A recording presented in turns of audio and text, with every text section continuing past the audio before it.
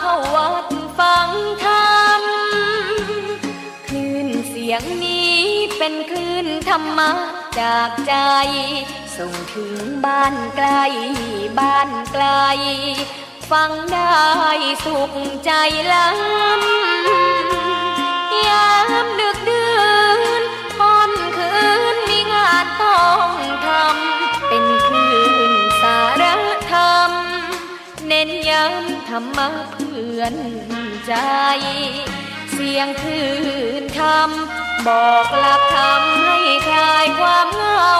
ฟังเสียงธรรมะเบาเบา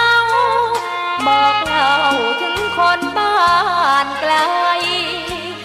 สื่อธรรมะบอกลดละละวางด้วยใจสื่อไปถึงสวงในเข้าใจหลักธรรมหลักดีลิ้วเพลงธรรมผูกสัมพันธ์จิตใจร่าเริงฟังสาระธรรมะบันเทิงรื่นเริงในชีวิตยามวันว่างเดินทางไปเยี่ยมสถานีนัดพบกันน้องพี่วันนี้วันดีวันเสาร์สวดมนต์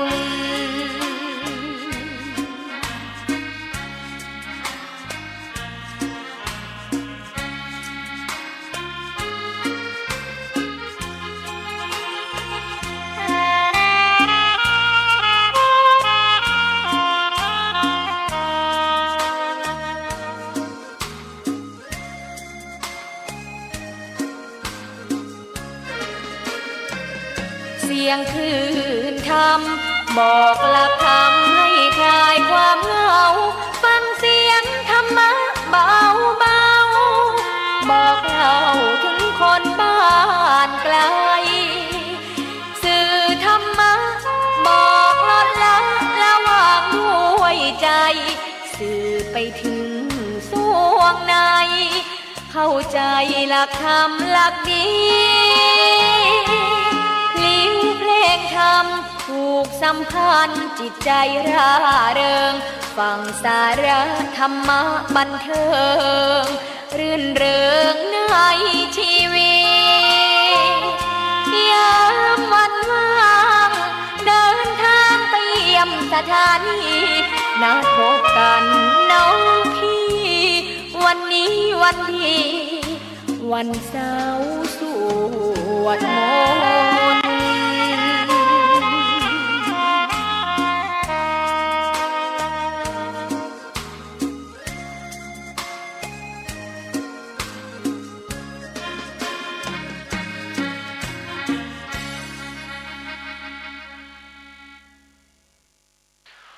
ขอความนอบน้อมจงมีแด่พระรัตนตรัยเจ้าสามประการพระรัตนตรัยองค์ที่หนึ่งคือพระพุทธเจ้าพระรัตนตรัยองค์ที่สองคือพระธรรมเจ้าพระรัตนตรัยองค์ที่สามคือพระอริยสังฆเจ้า ข้าพระพุทธเจ้าขอเคารพนบนอบกราบไหว้แตบไตรไวสาคุณพระรัตนตรัยเจ้าถึงสามประการโดยความเคารพสักการะ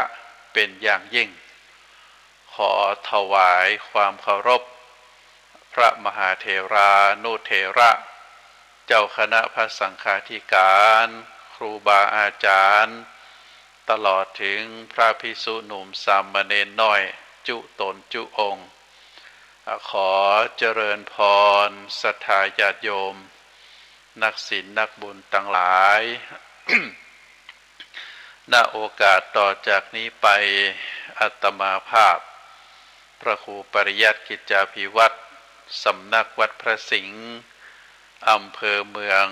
จังหวัดเชียงใหม่ก็จะได้นำรายการสุขใจมาปะกับท่านสาธุชนแห่งครั้งหนึ่งทุกคืนวันจันทร์เวลา3 ทุ่มเป็นต้นไป รายการสุขใจนั้นก็จะได้น้อมนำเอาสารธรรมคติธรรมชาดกธรรม ที่ปรากฏในต่างพระพุทธศาสนาได้น้อมนำมามอบเป็นธรรมบรรณาการอาหารใจคือกับท่านสาธุชนทุกท่านที่รับฟังรายการเมื่อฟังแล้วก็จะเกิดความรู้ความเข้าใจน้อมนำไปประพฤติปฏิบัติเมื่อน้อมนำไปประพฤติปฏิบัติก็จะก่อให้เกิดความสุขอันเป็นความสุขตึงตังกายและก็ความสุขตึงตังใจ โดยเฉพาะตังใจเฮาท่านทั้งหลายนั้นถือว่าเฮามีใจเป็นสำคัญมีใจเป็นประธานมีใจเป็นหัวหน้าเมื่อใจของเฮานั้นเป็นสำคัญเป็นประธานเป็นหัวหน้าเมื่อใจของเฮามีความสุขร่างกายก็จะก่อให้เกิดความสุขเพราะว่าใจนั้นเป็นตัวสั่งใจสั่งให้กายทำใจสั่งให้กายอู้แล้วก็ใจเป็นตัวคิดเองเมื่อความคิดเมื่อกรรมอูเมื่อการกระทำได้เป็นไปในทางดีเป็นไปในทางกุศลเป็นไปในทางชอบความรู้ความสิ่งที่เฮาประพฤติกรรมที่เฮาอู้ตลอดถึงสิ่งที่เฮาคิดก็จะเป็นไปในทางที่ดีรายการสุขใจก็ได้ถ่ายทอดทางคลื่นสถานีวิทยุ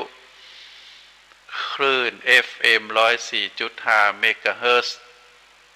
คลื่นเพื่อการศึกษาพระพุทธศาสนาและวัฒนธรรมได้ถ่ายทอดจากวัดฝายหินตำบลสุเทพอำเภอเมืองจังหวัดเชียงใหม่โดยการนำการควบคุมการดูแลโดยท่านอาจารย์ท่านพระครูสมุวิสุวัตรวรกิจโจท่านเป็นผู้อำนวยการแล้วก็เป็นเจ้าอาวาสวัดฝายหิน คลื่นวิทยุคลื่นพระพุทธศาสนานั้นถือว่าเป็นคลื่นที่มีประโยชน์เนื้อศรัทธาญาติโยมอาตมาได้มีโอกาสได้ได้เผยแผ่ธรรมได้น้อมนำเอาธรรมคำสอนขององค์สมเด็จพระสัมมาสัมพุทธเจ้าแต่ละครั้งแต่ละคราวมามอบให้ท่านสาธุชนได้ฟังท่านสาธุชนทั้งหลายก็ได้ฟังธรรมคำสอนข้อคิดคติธรรมจากครูบาอาจารย์แต่ละรูปแต่ละตนแต่ละองค์ที่ได้ดำเนินรายการทางสถานีวิทยุแห่งนี้ก็ถือว่าเป็นคุณงามความดีเป็นบุญเป็นกุศลที่เฮาท่านทั้งหลายได้มีโอกาสซึ่งก็ถือว่าคลื่นพระพุทธศาสนาแห่งนี้เป็นคลื่นที่มีประโยชน์ต่อเฮาท่านทั้งหลายเมื่อวันที่26ที่ผ่านมาอาตมาภาพได้มีโอกาสเดินทางไปวัดปากน้ำภาษีเจริญกรุงเทพพระมหานครได้ไปร่วมพิธีงานบำเพ็ญกุศลศพออกเมนพระราชทานเพลิงศพของพระเดชพระคุณหลวงพ่อพระวิสุทธิวงศาจารย์หลวงพ่อเป็นรองเจ้าอาวาสวัดปากน้ำเป็นเจ้าคณะใหญ่หนเหนือแล้วก็เป็นกรรมการมหาเถรสมาคมก็ถือว่าหลวงพ่อนั้นเป็นพระมหาเถระที่มีคุณูปการเป็นอย่างยิ่งต่อพระพุทธศาสนาเป็นพระมหาเถระที่มีบทบาทสำคัญหลวงพ่อได้ถึงแก่มรณภาพลงแล้วก็ทางศิษยานุศิษย์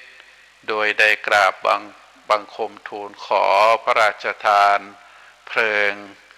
เพื่อทำการชาปนกิจศพพระเดชพระคุณหลวงพ่อก็ได้มีโอกาสได้ไปร่วมบำเพ็ญตัวนอกจากนั้นก็ได้มีโอกาสได้ไปกราบศพของพระเดชพระคุณหลวงพ่อสมเด็จพระมหารัชมังคลาจารย์ ช่วงวรปุญญมหาเถระประโยคเก้าหลวงพ่อเจ้าอาวาสวัดปากน้ำหลวงพ่อเป็น มีตำแหน่งที่สูงที่สุดก็คือเป็นอดีตเจ้าอาวาสวัดปากน้ำแล้วก็อดีตผู้ปฏิบัติหน้าที่สมเด็จพระสังฆราชเป็นอดีตเป็นกรรมการมหาเถรสมาคม ก็ถือว่าได้มีโอกาสไปกราบศพหลวงพ่อแล้วก็ได้ไปร่วมงานพระราชทานเพลิงศพออกเมนของหลวงพ่อพระวิสุทธิวงศาจารย์วัดปากน้ำภาษีเจริญกรุงเทพมหานครหลวงพ่อเจ้าอาวาสและก็รองเจ้าอาวาสสองรูปนี้เป็นพระที่มีบทบาทสำคัญในการปกครองโดยเฉพาะถึงสองรูปนั้นเป็นอดีตเจ้าคณะใหญ่หนเหนือ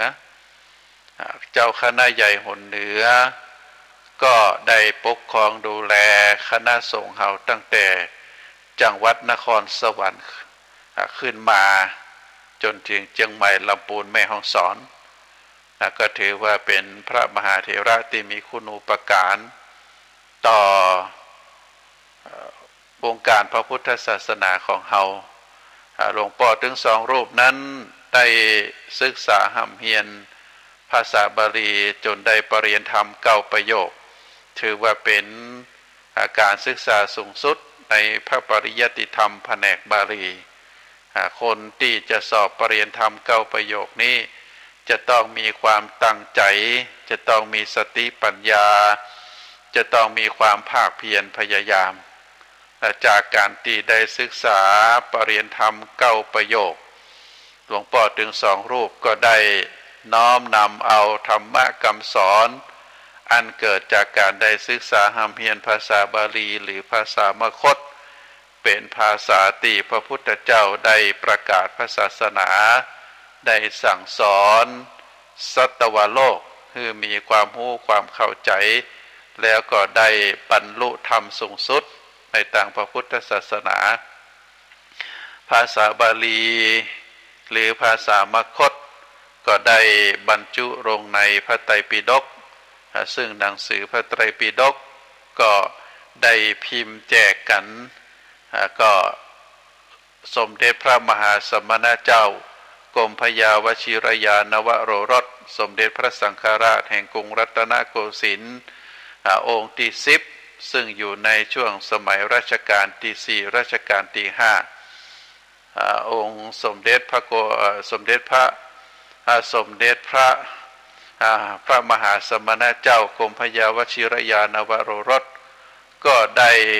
คัดเลือกเอาพระสุตตันตปิฎกพระวินัยปิฎกแล้วก็พระอภิธรรมปิฎกมาเป็นหมวดเป็นหมู่แล้วก็จัดเป็นหลักสูตรในการศึกษาตึงพระปริยัติธรรมแผนกธรรมและก็แผนกบาลีก็ทำให้พระสงฆ์องค์สามเณรได้ศึกษาห่ำเฮียนเมื่อได้ศึกษาห่ำเฮียนสำเร็จแล้วก็มีความรู้ความเข้าใจก็ได้น้อมนำเอาธรรมะคำสอนเหล่านั้นมาเผยแผ่มาประกาศพระศาสนาโดยเฉพาะได้เผยแผ่ธรรมะคำสอนของพระพุทธเจ้าก็ถือว่าได้สืบทอดอายุพระพุทธศาสนารุ่นแล้วรุ่นเล่าโดยเฉพาะพระเดชพระคุณหลวงพ่อถึงสองรูปคือสมเด็จพระมหารัชมังคลาจารย์เจ้าอาวาสวัดปากน้ำอดีตเจ้าคณะใหญ่หนเหนืออดีตกรรมการมหาเถรสมาคม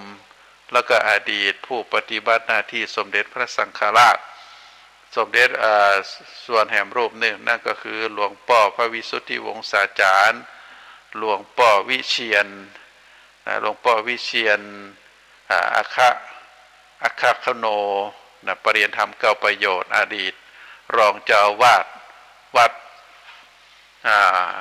ปากน้ำภาษีเจริญแล้วก็เป็นอดีตเจ้าคณะใหญ่หนเหนือ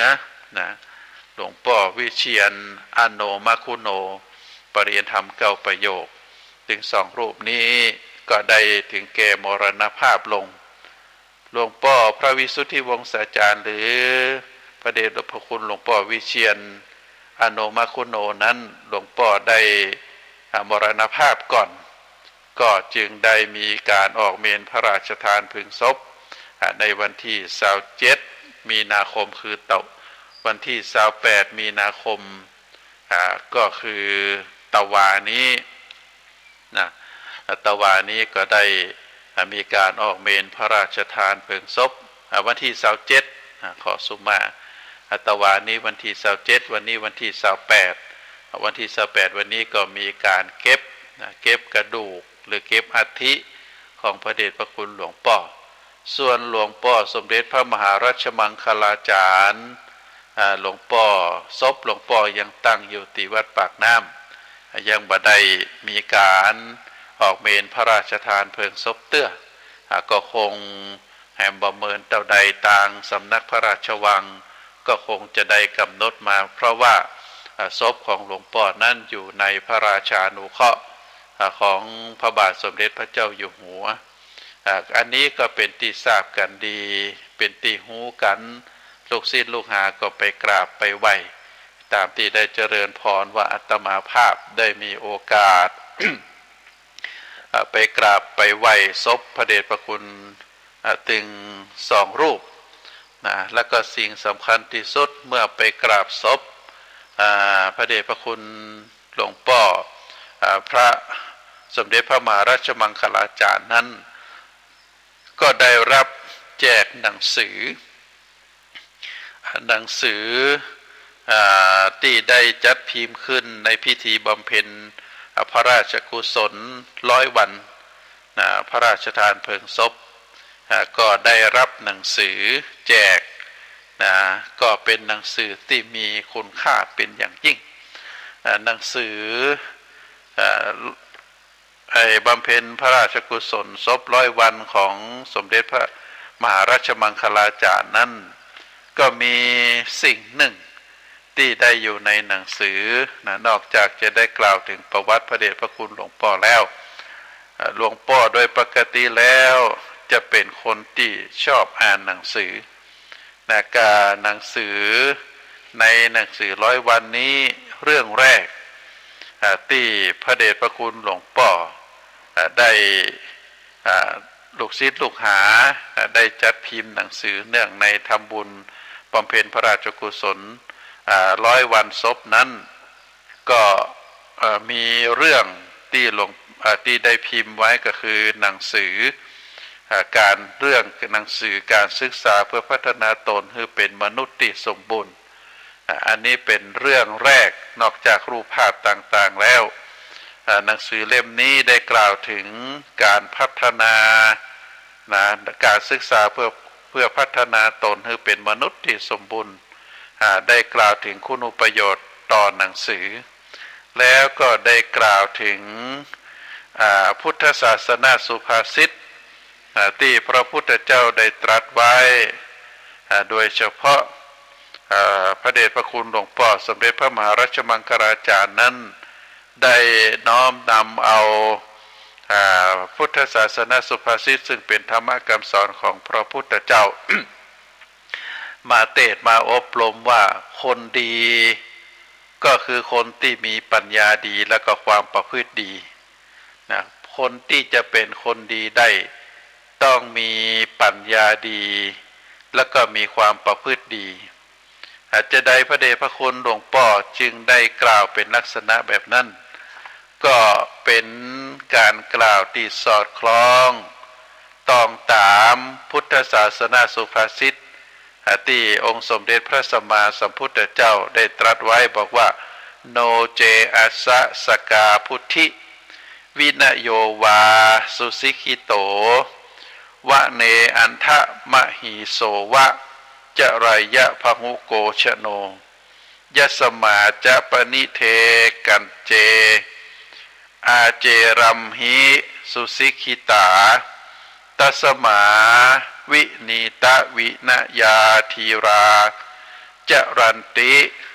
สุสมาหิตาซึ่งใจความแปลไว้ว่าถ้าเหล่าสัตว์ตั้งหลาย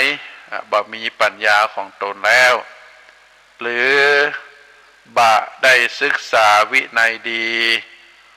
คนตั้งหลาย เหล่านั้นก็จะเที่ยวไปเหมือนกับ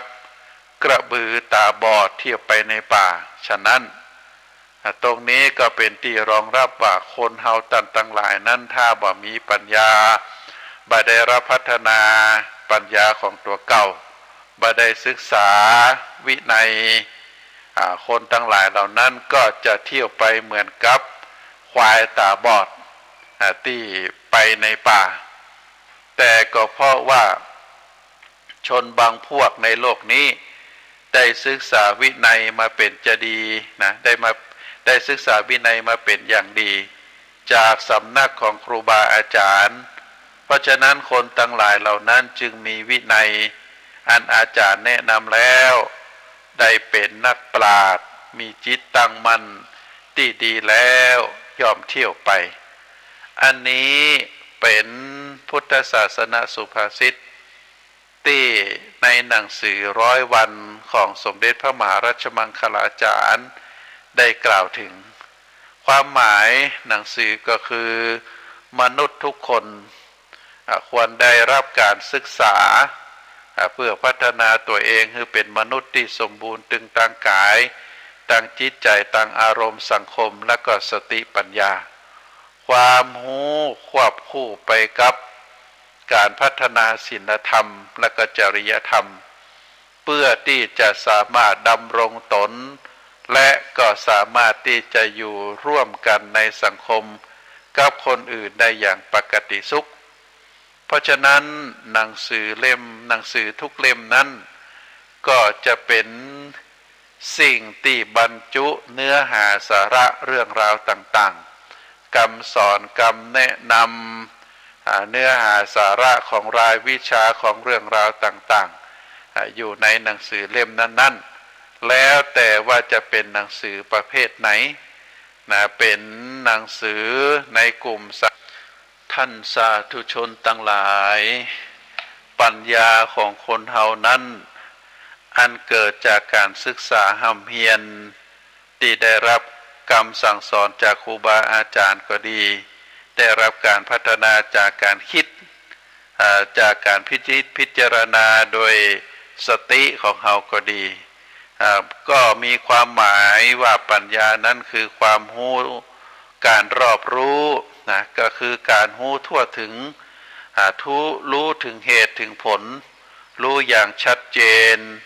รู้เรื่องบาปบุญคุณโทษรู้สิ่งที่ควรเว้นเป็นต้นเป็นธรรมะที่คอยกำกับศรัทธาก็คือความเลื่อมใสนะเพื่อให้เชื่อประกอบด้วยเหตุผลบ่ให้หลงเชื่ออย่างงมงายอันนี้เป็นความหมายของปัญญานะเป็นความหมายของปัญญาเป็นสิ่งที่รอบรู้ก็คือรู้ทั่วถึงเหตุกับผล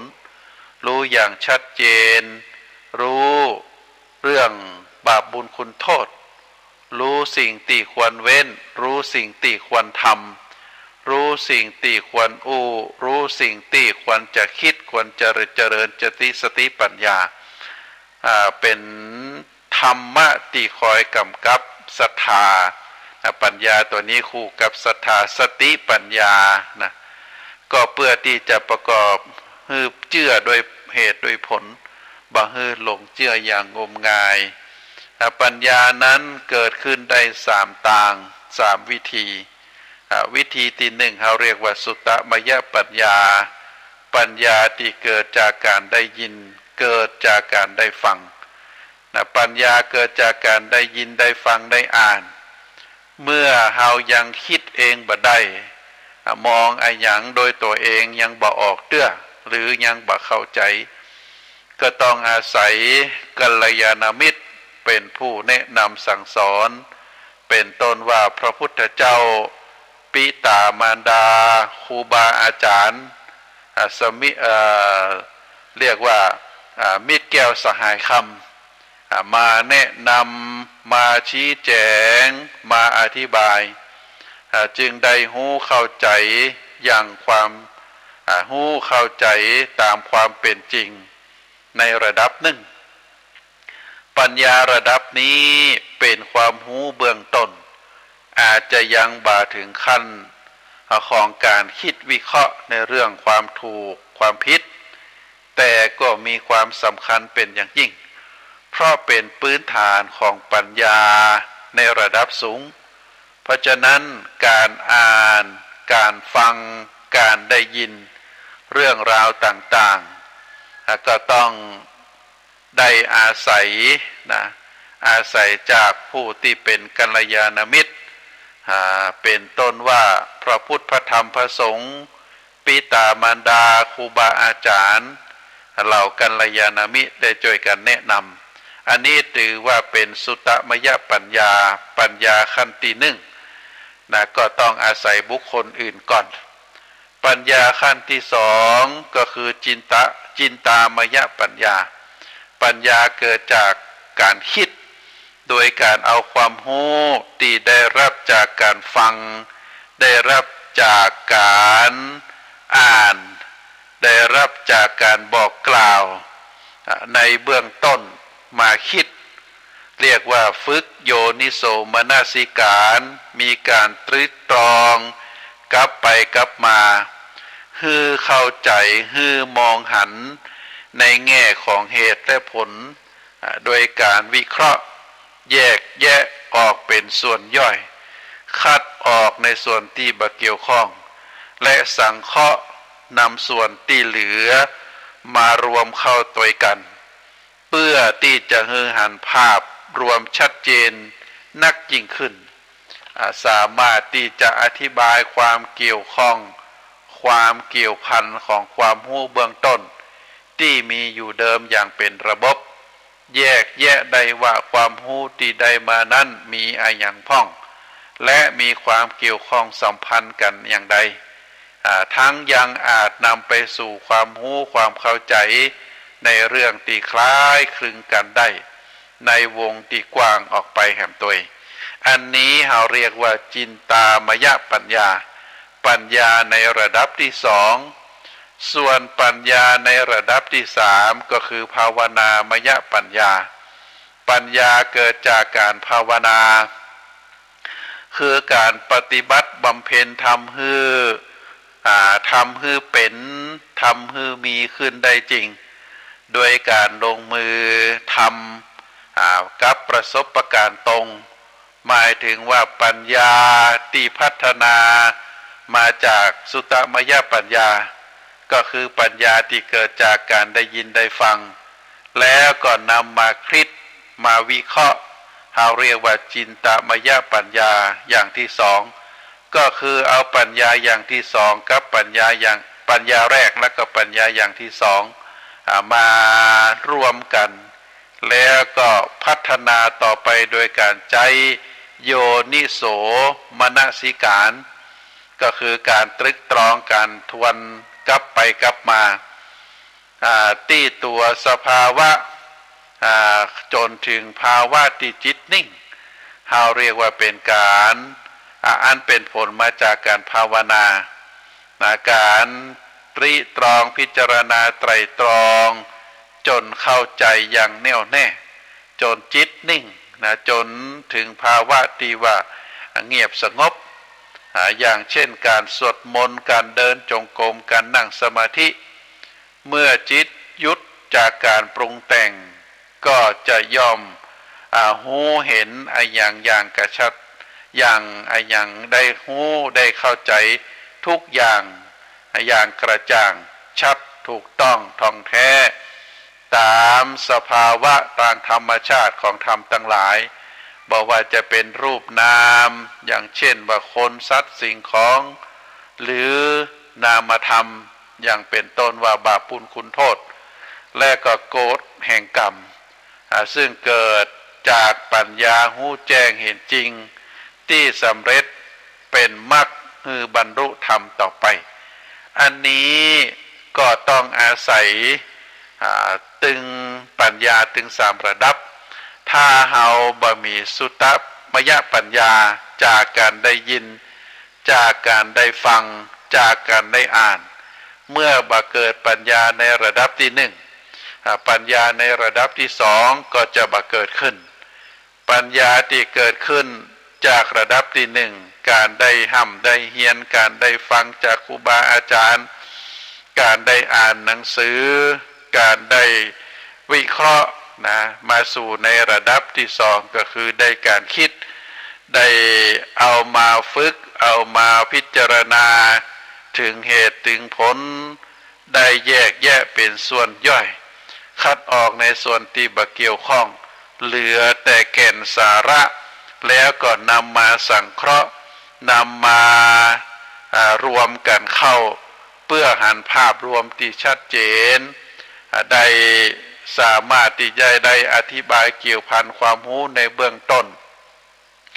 ที่มีอยู่เดิมอย่างเป็นระบบแยกแยะได้ว่าความรู้ได้มานั้นมีความเกี่ยวข้องสัมพันธ์กันจะได้ทั้งยังสามารถนำไปสู่ความรู้ความเข้าใจในเรื่องที่คล้ายคลึงกันในวงที่กว้างออกไปแล้วก็ได้เชื่อมโยงถึงปัญญาในระดับที่สามเราเรียกว่าภาวนามยปัญญาก็คือการนำเอาความรู้จากปัญญาระดับที่หนึ่งและก็ปัญญาระดับที่สองมาลงสู่การปฏิบัติการบำเพ็ญธรรมให้เกิดขึ้นมีขึ้นได้จริงโดยการลงมือทำกับประสบการณ์โดยตรง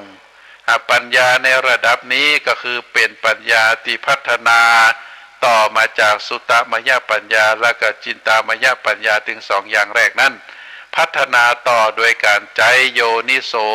มนสิการที่ตัวสภาวะเรียกว่าจนทำให้จิตนิ่งแล้วก็ได้หู้ได้เข้าใจในสภาวะธรรมทั้งหลายทั้งปวงเพราะว่าจะเป็นรูปธรรมเป็นนามธรรมรูปธรรมก็คือคนสัตว์สิ่งของส่วนนามธรรมก็คือรูปเป็นบาปเป็นบุญเป็นคุณเป็นโทษเป็นกฎแห่งกรรมอย่างอีเป็นต้นเกิดปัญญาหู้แจ้งก็ได้เข้าใจจนได้สำเร็จเป็นมรรคเป็นผลเรียกว่าได้บรรลุผลในการสร้างกระบวนการในการสร้างปัญญานะกระบวนการในการสร้างปัญญานั้นต่างพระพุทธศาสนามีกระบวนการเพื่อความเจริญงอกงามแห่งปัญญาภายใต้ชื่อว่าวุฒิหรือวุฒิธรรมนะวุฒิหรือวุฒิธรรมนี้มีอยู่4ประการนะเป็นธรรมะที่ก่อให้เกิดความเจริญงอกงามอันประกอบไปโดยอันที่หนึ่งเราเรียกว่าสัพปุริสังเสวะการได้คบหาสัตบุรุษการได้เสวนาได้ได้จา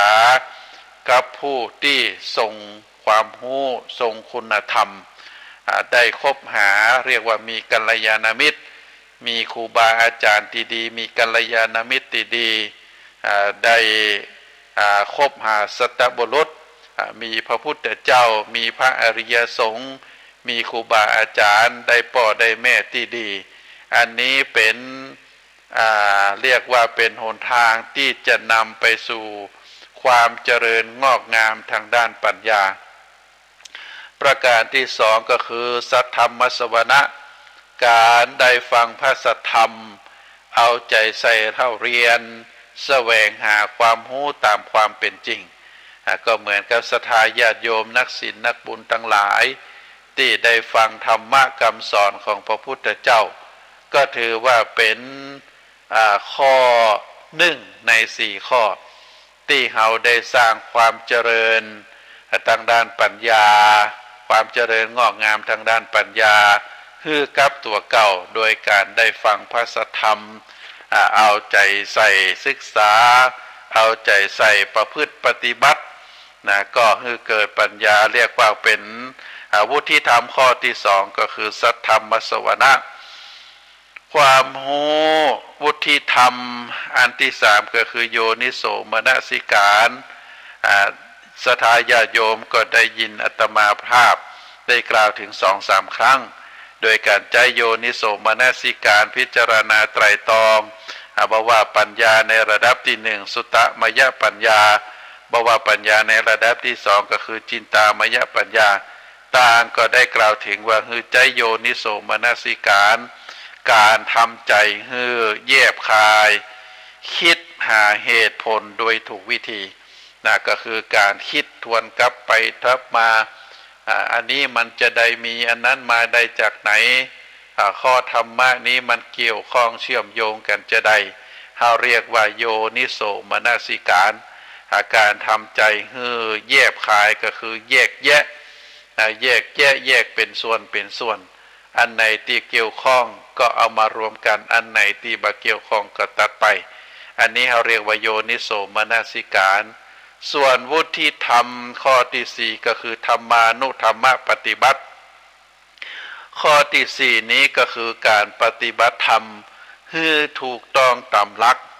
ก็คือให้สอดคล้องพอดีตามขอบเขตความหมายและวัตถุประสงค์ที่สัมพันธ์กับธรรมะข้ออื่นๆหรือการนำสิ่งที่ได้เล่าเรียน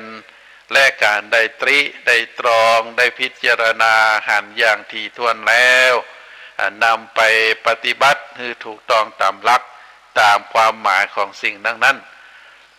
วุฒิธรรมถึงสี่ประการนี้เป็นคุณธรรมที่ก่อให้เกิดความเจริญงอกงามทางด้านสติปัญญาเพราะฉะนั้นการที่เราจะมีความเจริญงอกงามทางด้านปัญญาได้เราก็จะต้องประพฤติปฏิบัติตามวุฒิธรรมสี่ประการก็มีการคบหาสัตบุรุษคนที่เปิ้นมีความรู้นะพระสงฆ์องค์ข้าเจ้าเปื้อนเฮาหรือเหล่ากัลยาณมิตรที่เปิ้นมีความรู้ความเข้าใจในทางด้านคุณงามความดีเฮาได้มีโอกาสคบเปิ้นอันที่สองก็คือได้ฟังพระสัทธรรมการได้เอาใจใส่ได้ศึกษาห้ำเฮียนแสวงหาความรู้ความถูกต้องตามหลักสัจธรรมแล้วก็ได้มีโอกาสได้พินิจพิจารณาตรีตองแยกแยะอย่างแยบคายคิดโดยเหตุโดยผลหาเหตุหาผลแบบถูกวิธีเราเรียกว่าโยนิโสมนสิการแล้วก็การประพฤติปฏิบัติตามถูกต้องตามหลักก็คือให้สอดคล้องพอดีกับขอบเขตความหมายวัตถุประสงค์ที่สัมพันธ์ของธรรมะข้ออื่นๆเราเรียกว่าธรรมานุธรรมปฏิบัติหรือการนำสิ่งที่ได้ศึกษาห้ำเพียรตรีตองพิจารณาอย่างรอบคอบแล้วก็นำไปประพฤติปฏิบัติให้ถูกต้องตามหลักนั้นก็จะเป็นนัยยะความหมายหลักธรรมอันจะก่อให้เกิดปัญญาเพราะฉะนั้นท่านสาธุชนทั้งหลายธรรมะที่อาตมาได้อูในวันนี้ เป็นคำดำริคำสอนของสมเด็จพระมหารัชมังคลาจารย์อันปรากฏอยู่ในหนังสือพิธีบำเพ็ญพระราชกุศล100 วันพระราชทานเพลิงศพของสมเด็จพระมหารัชมังคลาจารย์ลูกศิษย์ลูกหาพระสงฆ์องค์ข้าเจ้าในวัดปากน้ำก็ได้นำเรื่องราวที่เกี่ยวข้องกับหลวงพ่อคำสอนของหลวงพ่อมาไว้ในหนังสือเล่มนี้แล้วก็ธรรมะหัวข้อที่หลวงพ่อได้เอามาไว้ในหนังสือเรื่องแรกในหนังสือบำเพ็ญกุศล100 วันก็คือชื่อว่าหนังสือหลวงพ่อเปิ้นอยู่ไหนเปิ้นก็จะมีหนังสืออ่านเป็นภาพที่งดงามบ่ว่าจะอยู่ตรงจุดไหนก็แล้วแต่ที่มาของหนังสือนั้นเป็นอุปกรณ์ได้บรรจุเนื้อหาสาระเรื่องราวต่างๆโดยเฉพาะการศึกษาห้ำเพียรทุกระดับตั้งแต่ระดับอนุบาล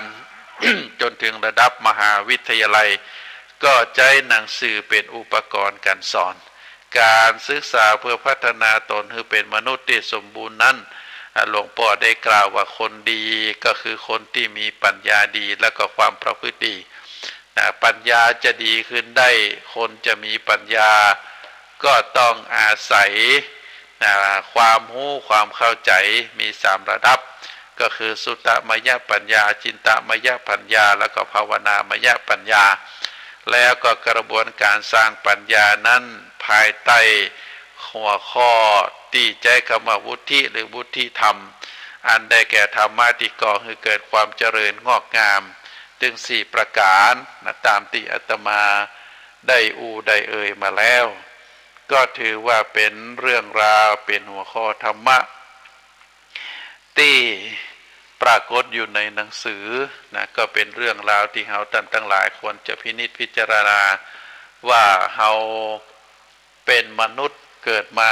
โดยเปิ้นจากหนึ่งนะเฮาก็ควรจะพยายามศึกษาห้ำเฮียนก่อให้เกิดสติปัญญานะเมื่อก่อให้เกิดสติปัญญาแล้วเฮาก็เป็นเปรียบเหมือนกับควายตาดีควายตาดีก็จะเดินบันหลงป่านะก็บาตกหลุมบาตกบ่อบาตกเหวสามารถประคับประคองฮือชีวิตอยู่ตลอดรอดฝั่งตรงกันข้ามถ้าคนไหนบ่ได้ศึกษาห้ำเฮียนบ่มีสติปัญญาเปรียบเหมือนกับควายตาบอดเดินลงอยู่ในป่า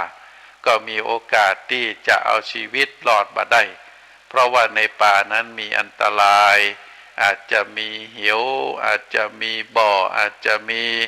ขวากน้ำอยู่เข้าไปติดในหนามในกอไผ่ต่างๆบ่สามารถที่จะหาอาหารได้บ่สามารถที่จะเดินทางให้ปลอดภัยได้ก็มีตายกับตายอันนี้เป็นศาสนาสุภาษิตได้กล่าวไว้ว่าเหมือนกับคนเฮานั้นถ้าได้ปะครูบาอาจารย์ได้ปะพ่อแม่ได้ปะครูบาอาจารย์ได้รับการศึกษาพร่ำสอนได้ห่ำเฮียนจนสามารถใจความรู้ความสามารถของตนเองคือเกิดสติปัญญาเมื่อเกิดสติปัญญาเกิดศรัทธาในทางที่ถูกต้องแล้วก็นำพาชีวิตของตัวเก่าไปสู่จุดหมายที่ดีจนสุดท้ายได้ปาพระพุทธศาสนาได้ประพฤติปฏิบัติได้เจริญในธรรมขององค์สมเด็จพระสัมมาสัมพุทธเจ้าจนสามารถได้บรรลุธรรม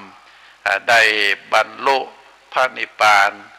บ่ต้องได้ปิกมาเกิดในสังสารวัฏก็ถือว่าเป็นเรื่องราวเป็นเรื่องที่เกิดจากสติปัญญาของคนเฮาก็ได้มามาเอ่ยโดยการได้ความรู้จากหนังสือ100 วันของสมเด็จพระมหารัชมังคลาจารย์หลวงพ่อเป็นอดีตเจ้าวาดวัดปากน้ำเป็นอดีตผู้ปฏิบัติหน้าที่สมเด็จพระสังฆราชหลวงพ่อเคยดำรงตำแหน่งเจ้าคณะใหญ่หนเหนือเป็นกรรมการมหาเถรสมาคมหลวงพ่อมีบทบาทในการดูแลการปกครองพระสงฆ์ในหนเหนือตั้งแต่นครสวรรค์ขึ้นมาจนถึงเชียงใหม่ลำพูนแม่ฮ่องสอนเชียงรายแปร่น่านก็ถือว่าเป็นพระมหาเถระที่มีคุณูปการต่อพระพุทธศาสนาต่อเจ้าพุทธในภาคเหนือล้านดินแดนล้านนาของเฮาณปัจจุบันนี้หลวงพ่อได้ถึงแก่มรณภาพ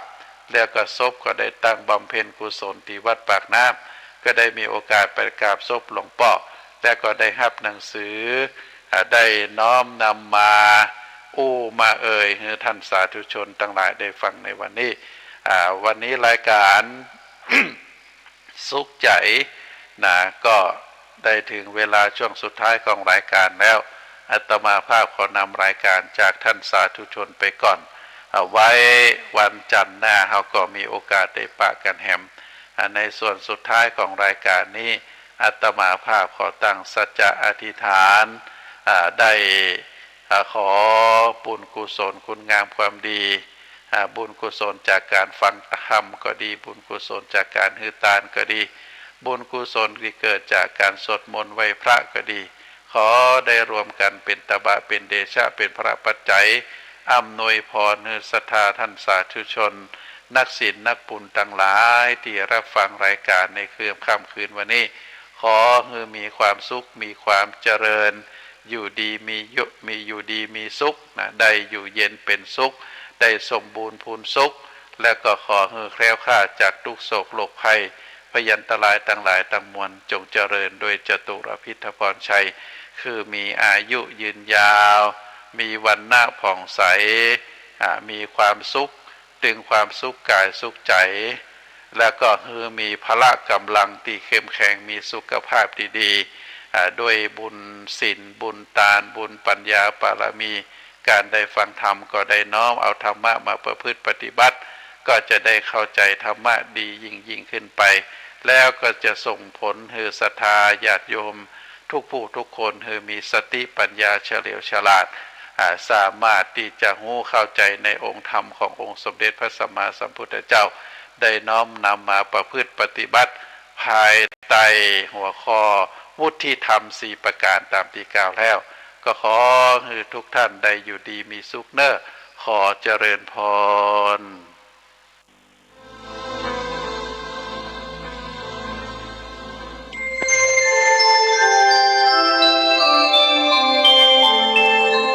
ขณะนี้